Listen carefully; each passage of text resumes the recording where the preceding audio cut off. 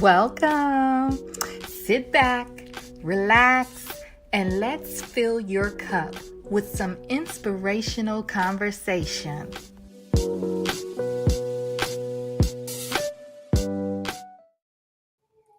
Well, good evening, good morning, good afternoon, wherever you're tuning into from. Welcome to Blessed Conversations. I'm Angela, and I have the distinct pleasure of introducing my guest today, who is Pastor Adam Swedenberg, children and youth pastor, speaker, and podcast host from Alabama.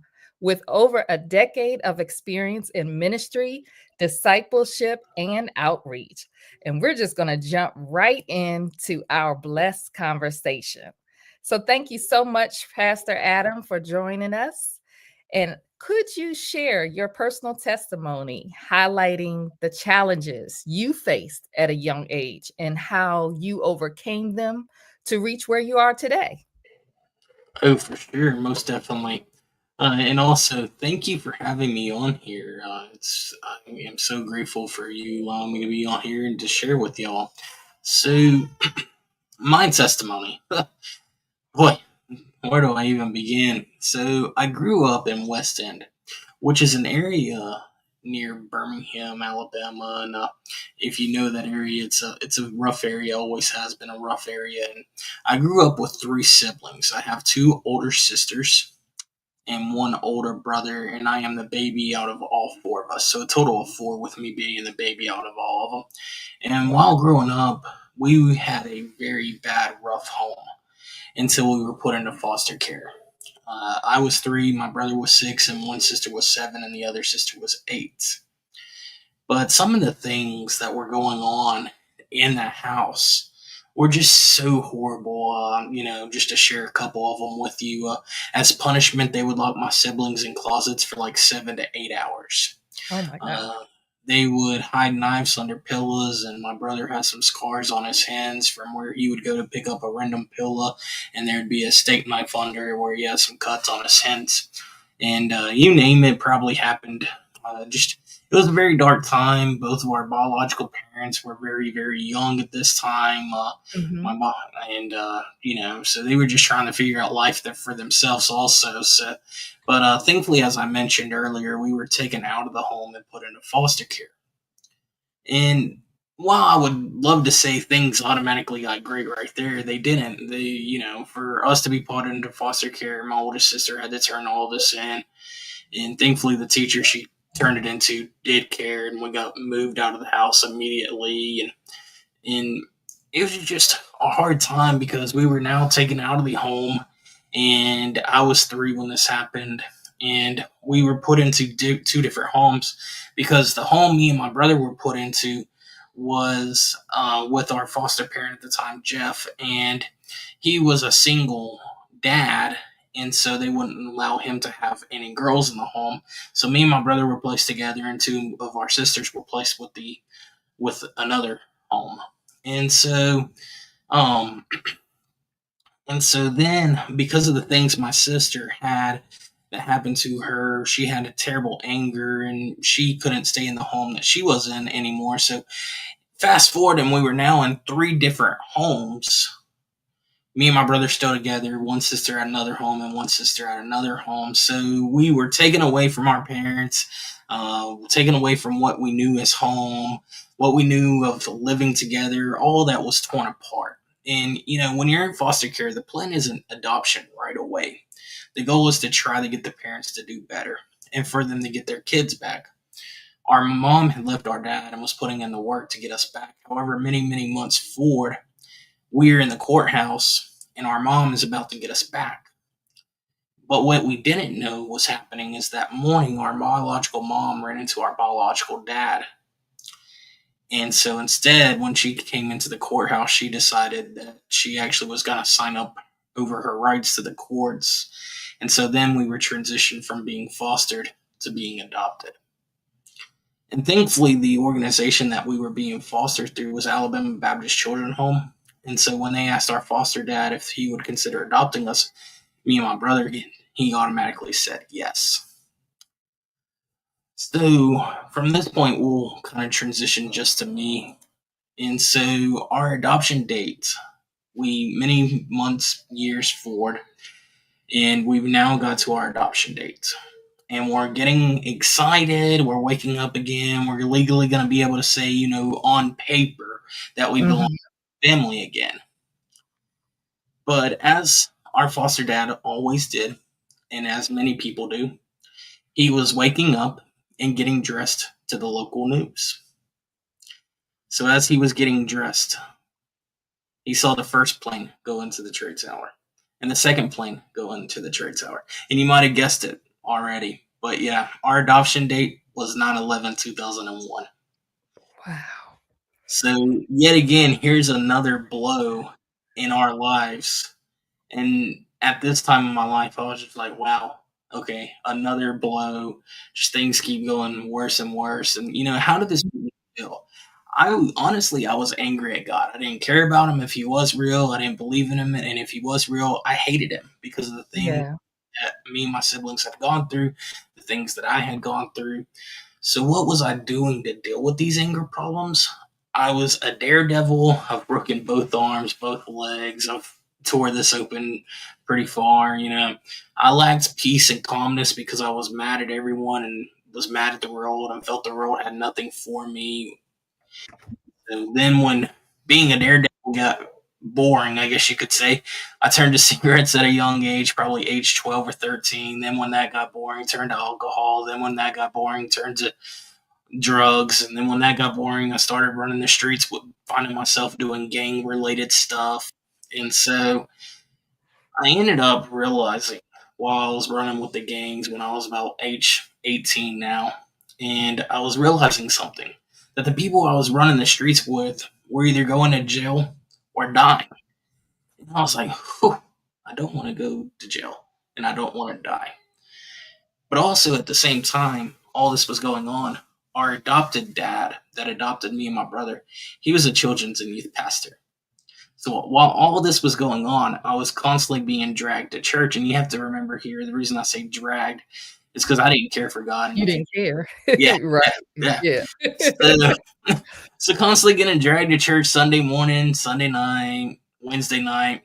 And as I realized that the things in my life that I was chasing to bring happiness in my life was technically making things worse very often, and people were dying or going to jail, I was like, something's got to change.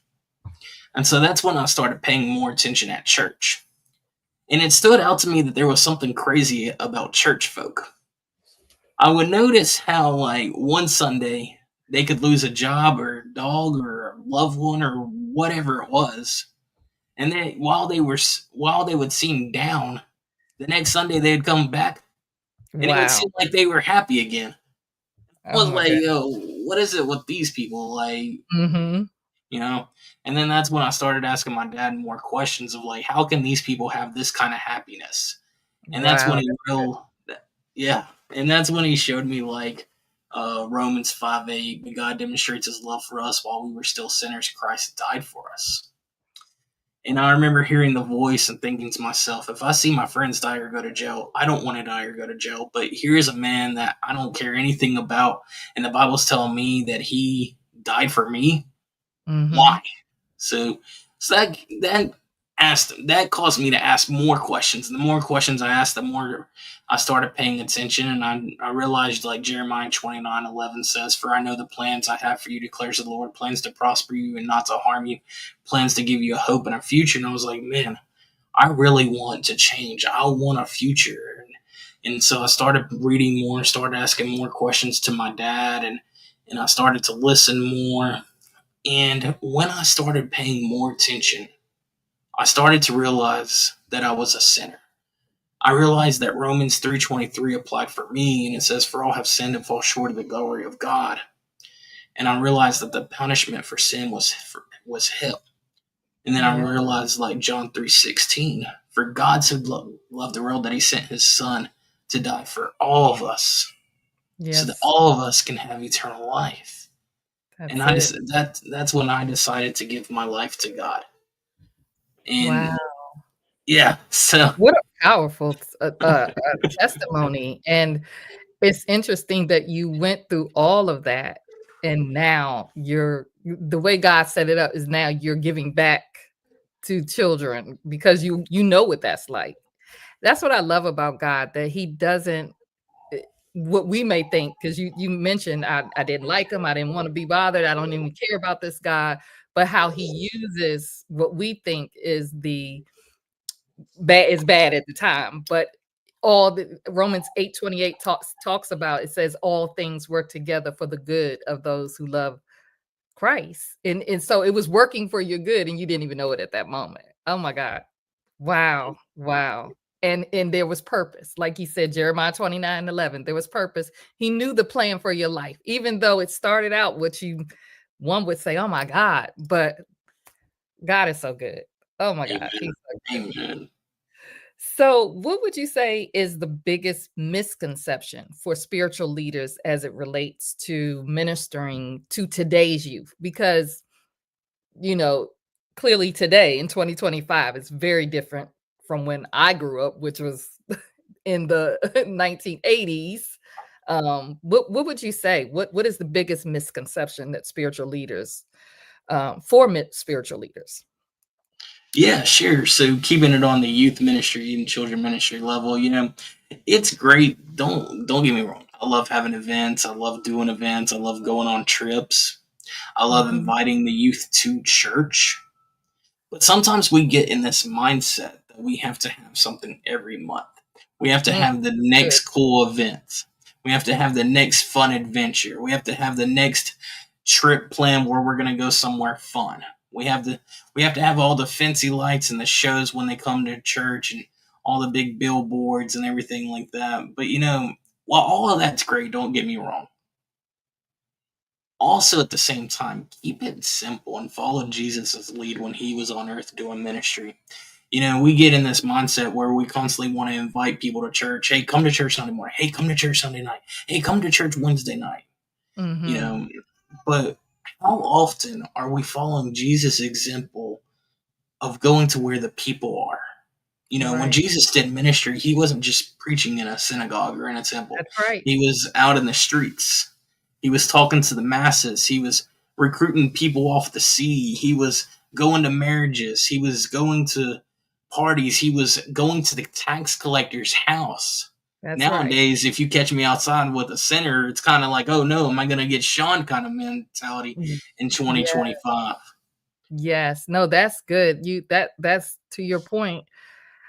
Mm, it is critical that we go out of the four walls, because that's again, that's where Jesus went. That's where because you're going to have people that they're never going to set foot in the church, and that it's that saying that we may be the only Christ that some may see. We are the Bible, we are the walking light for people, and they're watching our life. And so that's really good.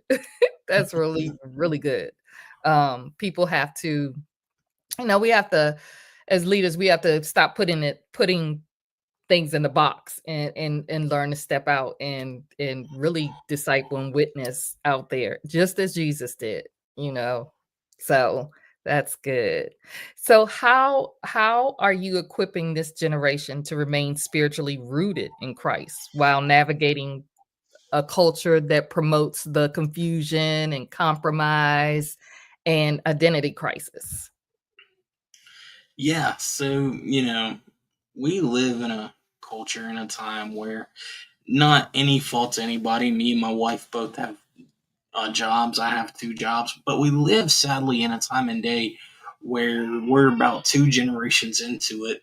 That if you want to make ends meet, if you want food on the table and you want bills paid, both parents have to work. Mhm. And so what I'm noticing is youth don't want somebody that know their language. They don't want somebody that knows their fancy words. They just want somebody that's there, that's going to listen to them, that's going to Present. spend time with them. Yeah, be Mhm. present with them. And so Mhm. that's the first thing that I'm showing them is one, I invite them to church, I spend time with them. But two, I go where they are. I randomly show up to their baseball games. I randomly show up to their football games, their band practices. I'm doing devotions with their football teams. I'm doing devotions with their soccer teams. So I'm showing them that it's a two-way street. Y'all come to where we are at the church, but also I love y'all enough that I'm also going to support you in whatever you've got going on. And then two, teaching them about God, showing that Mhm. love one through me, and then teaching them about God's love. That way, while they are growing older, they can be a light to others also where they are at their schools, their homes, and just even at Walmart. What are they doing at Walmart? You know, how can they be a Right. light to those around them? So that, I guess, if I were to sum up my ministry in three things, that would be it. One, show them that we care. Two, teach them about God's love. And then three, teach them how to do the same thing so that they can be a God, so that they can be God, not be God, but be God for somebody that might not know the Bible or somebody that might Mhm. not go to church. Be that example, of course, and I'm sure when you do that, I that probably those kids probably light up, especially those who may not have a father figure in their life. Do you find, many of the children that you go to support that, you may be the only male figure other than their teachers? I'm sure that means a lot to them for you Yeah, showing up, doing those devotions and things like that. yeah, for sure. You know, some of them they have grandparents that take care of them. Some of them only have one father or one mother.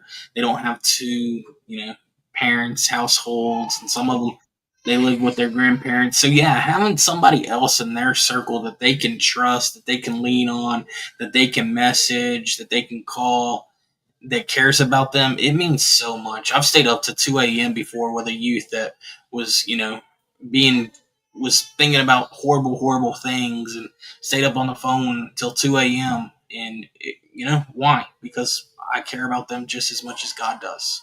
That's it. And they can feel and they can know when you're genuine too. One thing kids can youth can read you too. If you're not serious, if you could agree, you better come correct because they will call you out on it, Oh yeah, and oh things yeah. like that.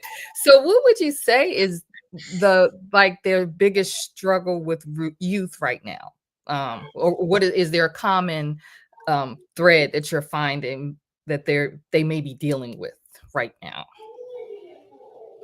Just right now there's so much negativity in the world and so much down, and we have to look the right way. We have to have this so many followers, we have to have so many likes, we have to have so many shares. We live in a world that we're constantly trying to please people, and Yes, they have so many people that they're trying to please: their teachers, their friends, their peers, their social media peeps, their parents, and sometimes it just gets overwhelming.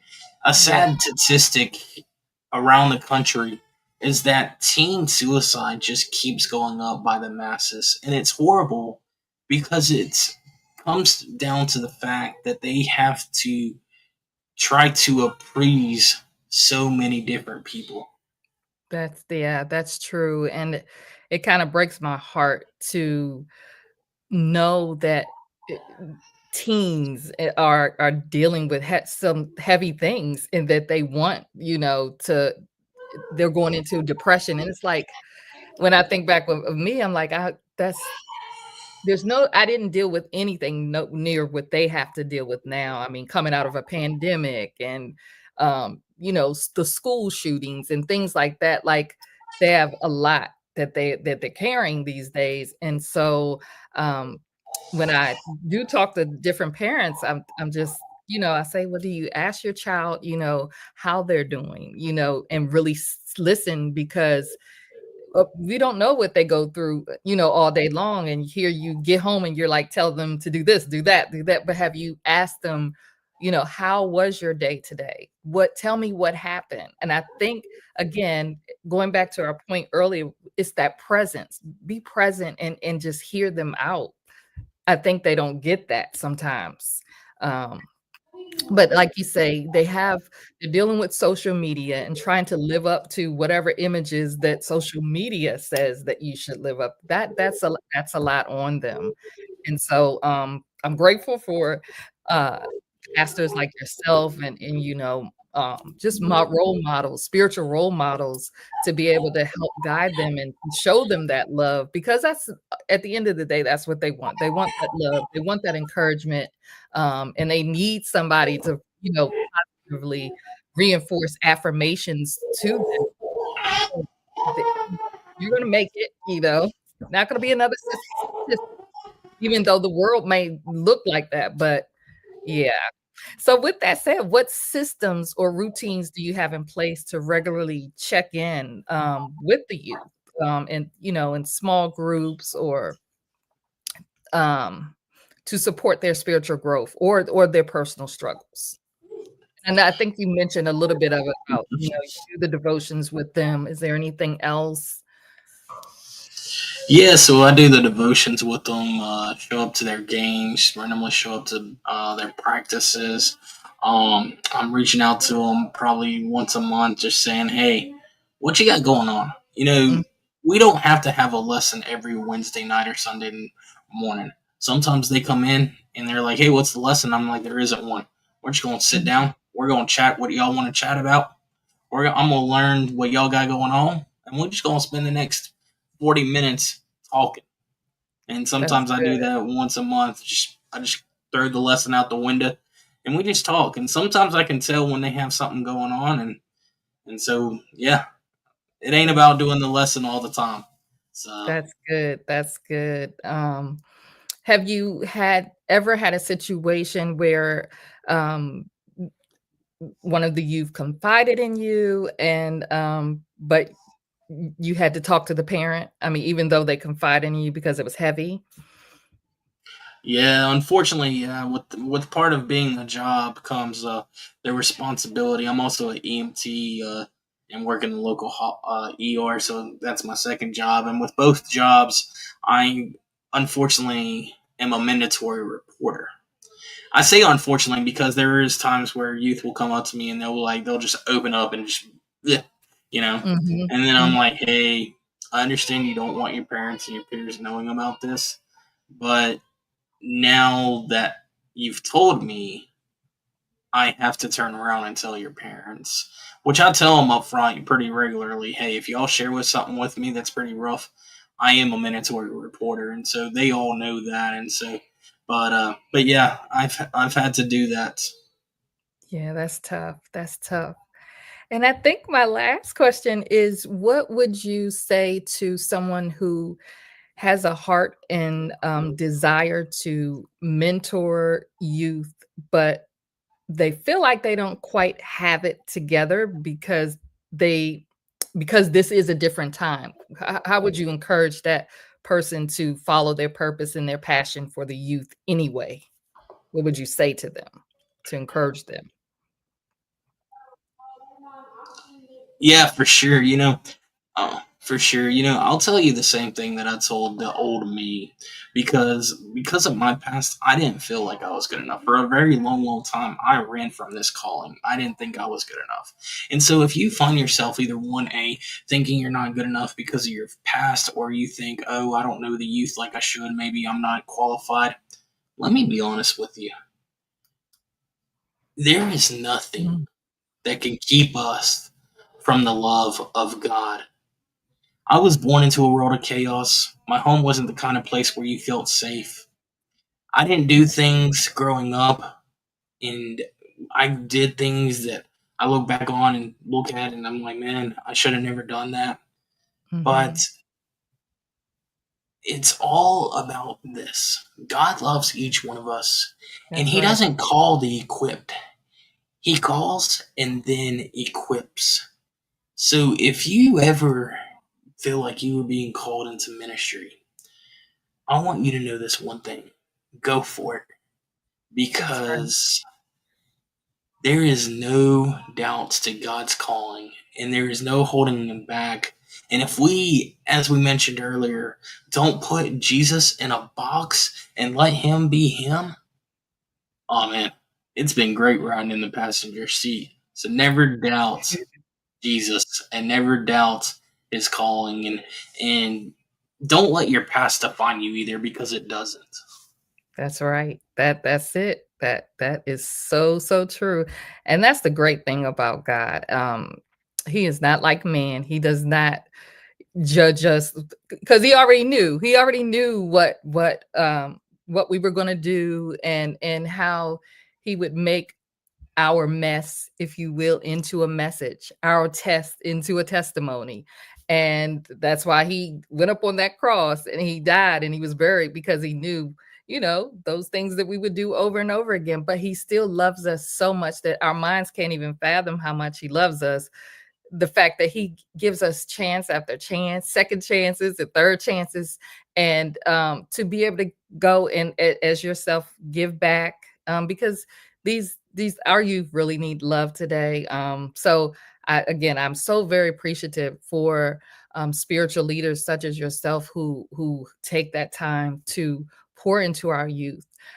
We have a saying in our church: they're not the youth of tomorrow, but they are the youth of today. That we have to pour into to them today, give them that opportunity to flourish in their gifts right now, not wait till they get older. They have gifts right now.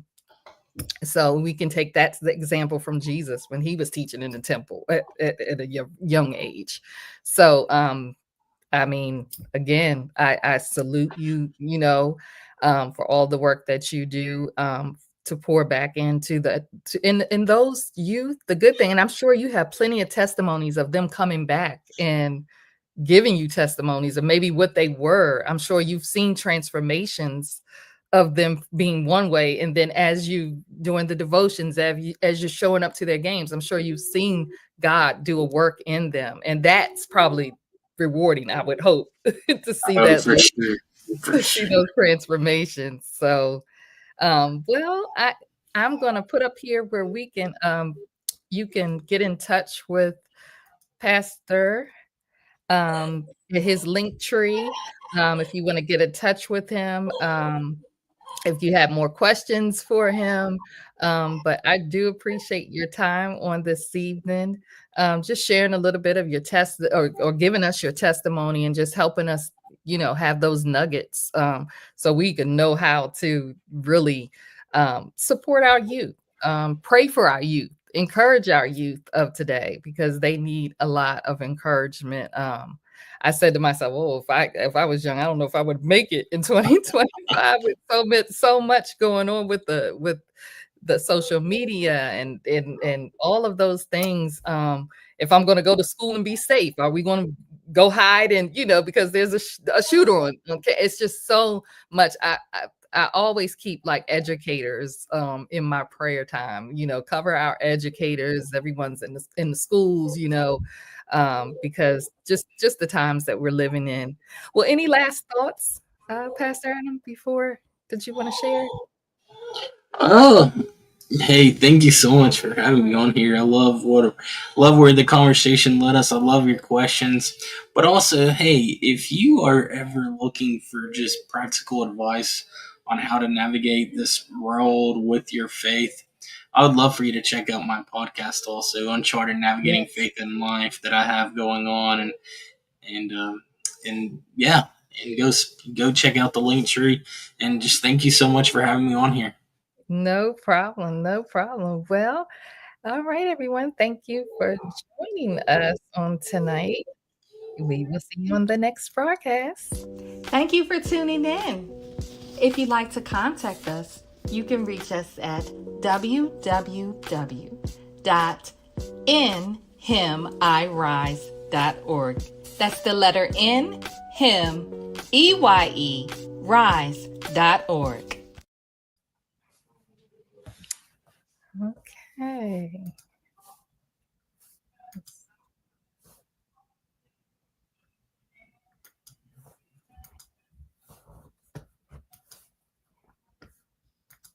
Okay.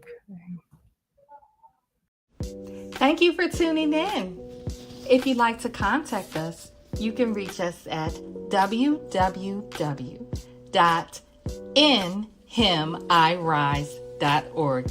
That's the letter N, him, EYE, rise.org.